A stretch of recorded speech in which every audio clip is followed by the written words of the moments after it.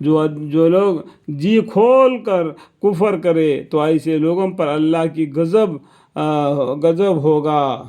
ہوگا اور ان کو بڑی سزا ہوگی۔ یہ اس سبب سے ہوگا کہ انہوں نے دنیا زندگی کو آخر کے مقابل میں عزیز رکھا، اور اس سبب سے ہوگا کہ اللہ تعالیٰ ایسے کافروں کو ہدایت نہیں کیا کرتا۔ ان کو سزا کس لیے ہوگا؟ اور یہ اس سبب سے ہوگا کہ انہوں نے دنیا زندگی کو آخرت کے مقابل میں عزیز رکھا، اور اس سبب سے ہوگا کہ اللہ تعالیٰ ایسے کافروں کو ہدایت نہیں کیا کرتا۔ یہ وہ لوگ ہیں کہ اللہ تعالیٰ نے ان کے دلوں پر اور کانوں پر اور آنکھوں پر مہر لگا دی ہے، اور یہ لوگ بالکل غافل ہے۔ لازمی بات ہے کہ آخرت میں لوگ بالکل گھاٹے میں رہیں گے۔ پھر بے شک آپ کا رب ایسے لوگوں کے لیے جنہوں نے مبتلا کفر ہونے کے بعد ایمان لا کر ہجرت کی، پھر جہاد کیا اور قائم رہے، تو آپ کا رب ان اعمال کے بعد بڑا مغفرت کرنے والا، بڑا رحمت کرنے والا ہے۔ کیا بولتے ہیں اللہ تعالیٰ؟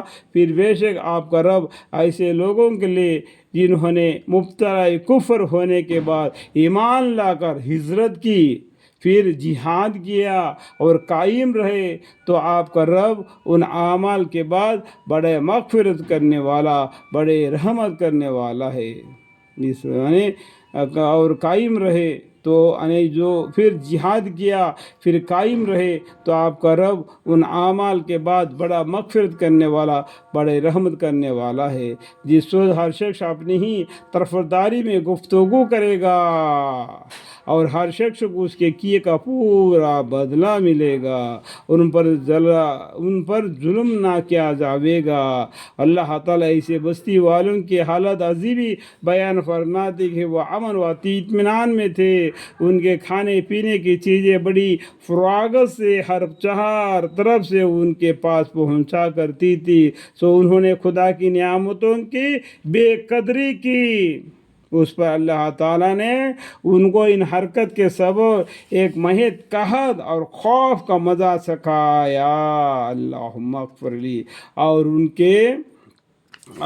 کے پاس انہی میں کا ایک رسول صلی اللہ علیہ وسلم بھی آیا، سو اس کو انہوں نے جھوٹا بتلایا، تب ان کو عذاب نے آن پکڑا، جب کو بالکل ہی ظلم پر کمر باندھنے لگے۔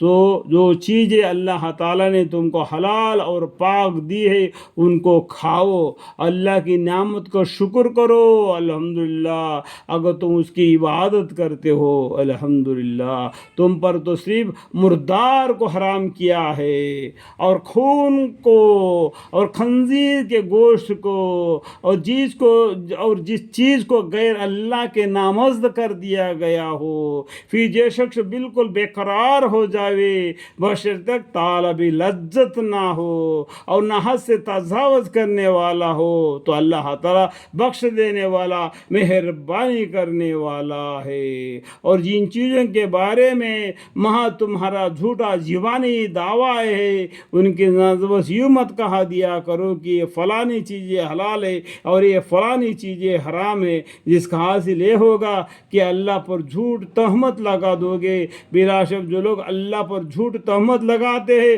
وہ فلاح نہ پاویں گے۔ اللہم اغفر لی، اللہم اغفر لی، اللہم اغفر